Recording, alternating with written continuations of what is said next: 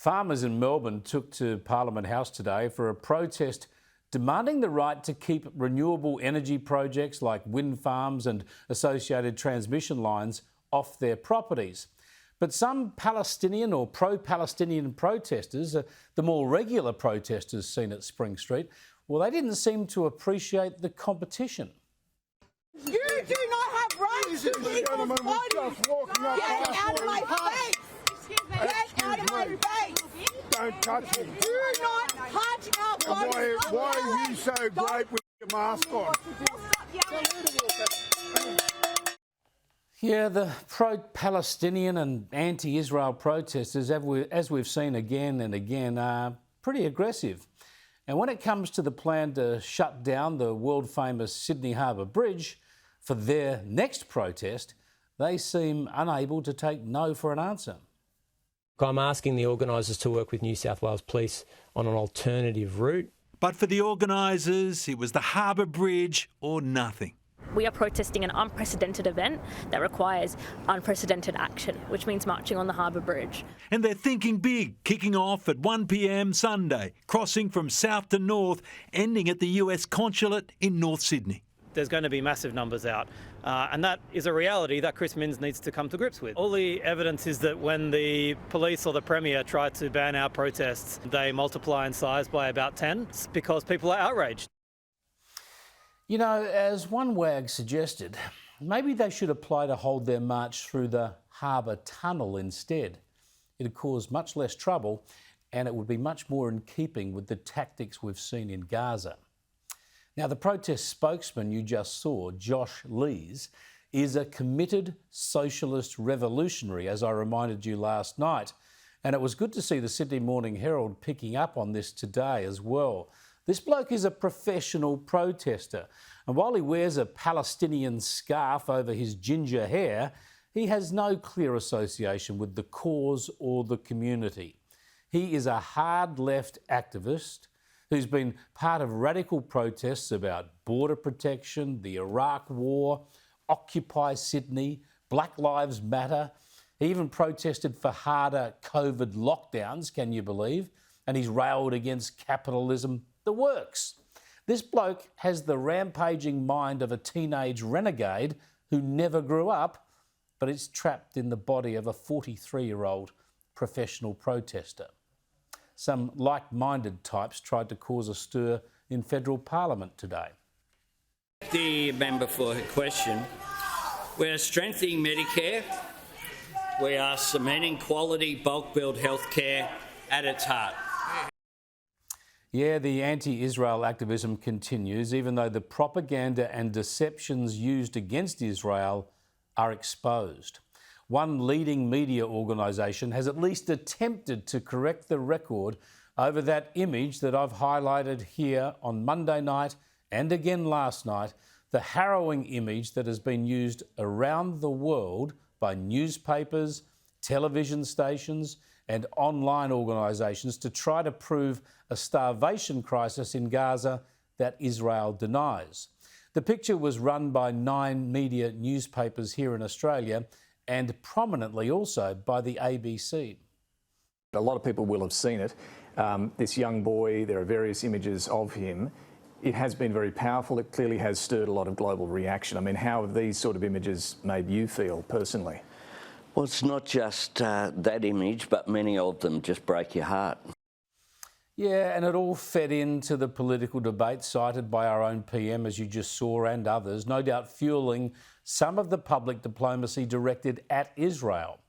But the New York Times, which had run the picture prominently, has now issued a clarification, not quite an apology, and it's added an editor's note to its coverage, saying this article has been updated to include information about Mohammed Zakari al-Matuk, a child in Gaza suffering from severe malnutrition. After publication of the article, the Times learned from his doctor that Mohammed also had pre-existing health problems. Well, that's something I guess. But as I've shown you previously, wider shots show that this poor young boy suffering cerebral palsy and other conditions is accompanied by his mother and older brother, who are obviously not suffering from starvation. Yet the facts don't seem to matter much as the international pile-on against Israel continues, even though it's clear that mountains of aid have been moved into Gaza and that Hamas has commandeered much of it, profited from it, and deliberately shot at Palestinians and attacked aid workers to try to shut down aid centres it doesn't control. All this was laid out in plain terms last night by former Federal Labor Minister, former Army Colonel and former military lawyer based in the Middle East, Mike Kelly. The bottom line is that the Hamas organisation, because it had its line of revenue choked off from Iran and from Qatar, adopted its approach of its new business model of looting and stealing food supplies to glean revenue from the black market, to reward its terrorist operators with the food and money from that operation. Israel was desperately trying to choke off that business model by establishing a new humanitarian relief distribution system. And of course, Hamas responded by terrorising anybody who tried to take advantage of that. There's plenty of footage around that will demonstrate that. They're the ones who have been shooting their own people, stripping them naked, stealing their food whenever they attempt to use these distribution points.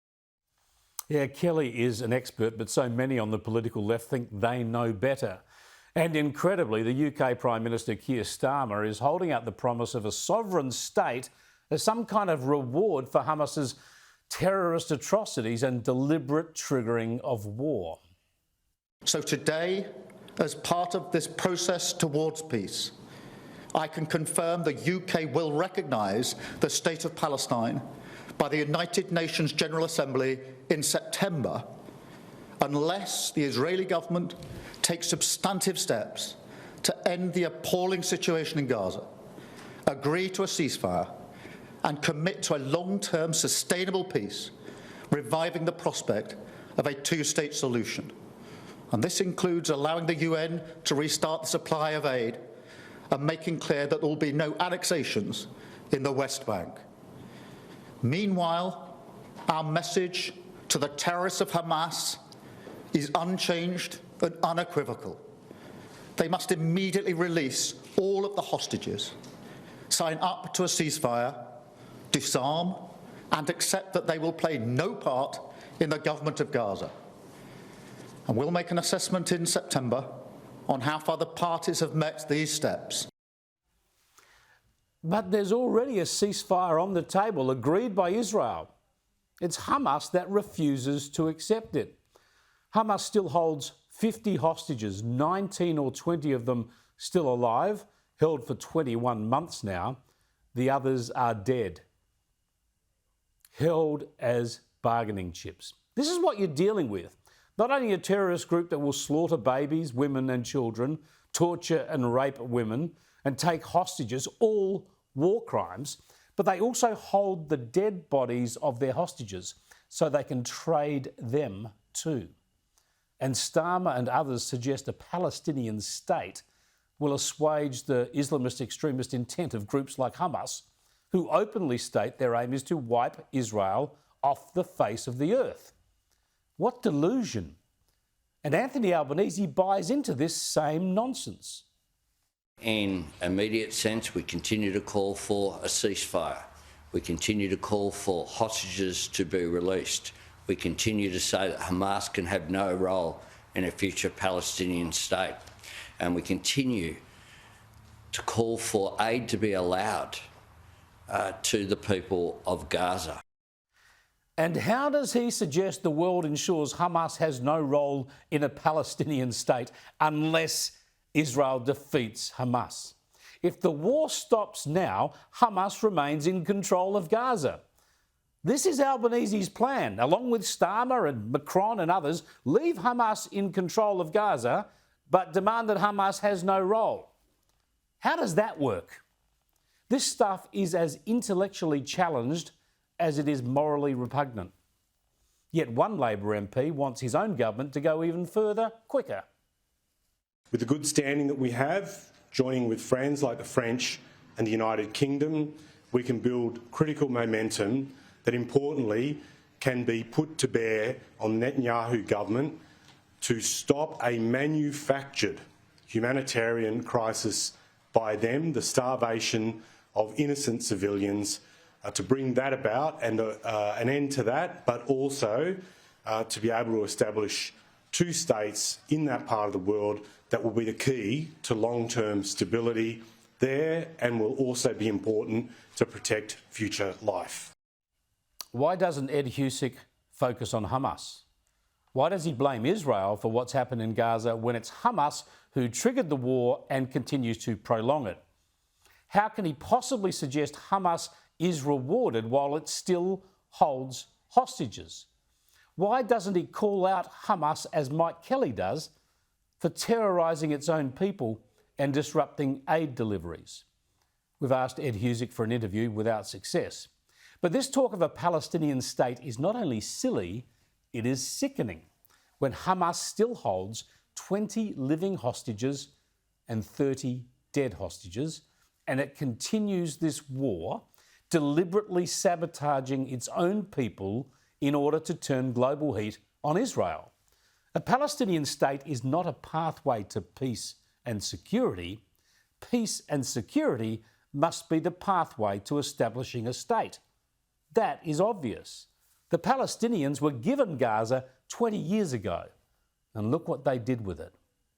Hamas needs to be defeated, dismantled, destroyed. It needs to surrender and disappear. It's unrealistic for anyone to suggest there can be any other way to end this war. And whenever other options are proffered, they only encourage Hamas and extend the conflict.